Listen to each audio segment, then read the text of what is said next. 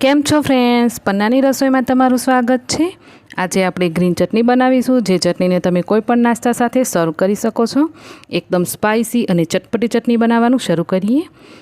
તો ચટણી બનાવવા માટે સૌથી પહેલાં તો આપણે લીલા ધાણા લેશું। તો અહીંયા મેં 200 ગ્રામ જેટલા લીલા ધાણા લીધા છે, જેને ધોઈ અને સાફ કરીને દાંડલા સાથે જ લેવાના। હવે અહીંયા આપણે 3 લીલા મરચાં લેશું। તો 2 થોડા ઓછા તીખા અને 1 તીખું એમ કરી મેં 3 મરચાં લીધા છે। 1 થી 1.5 ઇંચ જેટલો આદુનો ટુકડો લેશું અને 4-5 કળી જેટલા લસણ છોલેલા લેવાના અને 8-10 જેટલા સિંગદાણા લેવાના। તો સિંગદાણા અહીંયા તમે શેકેલા હોય તો શેકેલા લઈ શકો, ના હોય તો પણ ચાલે।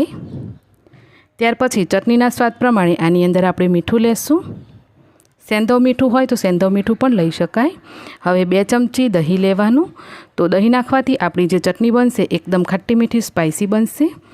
અને હવે 3-4 આઈસ ક્યુબ નાખવાના। તો આઈસ ક્યુબ નાખવાથી ચટણીનો કલર એકદમ લીલા રંગનો અને દેખતા જ મોઢામાં પાણી આવી જાય એવો બનશે।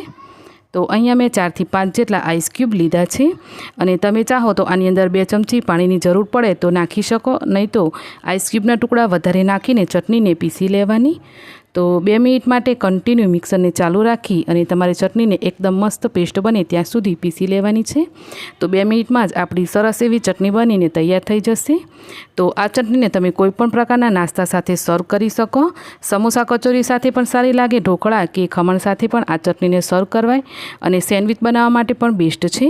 તો તમે કોઈ પણ સ્નેક્સ સાથે આ ચટણીને સર્વ કરી શકો એવી આપણે એકદમ ઓછા ટાઈમમાં આ ચટણી બનાવીને તૈયાર કરી છે અને એનો કલર અને એનું ટેક્સચર તમે જોઈ શકો છો ફ્રેન્ડ્સ।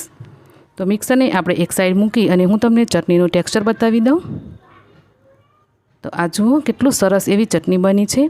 આ ચટણીને તમે પાણીપુરીના પાણીની અંદર પણ વાપરી શકો છો, એનાથી પણ પાણીપુરીનું જે પાણી છે એકદમ સ્વાદિષ્ટ અને ચટાકેદાર બની જશે।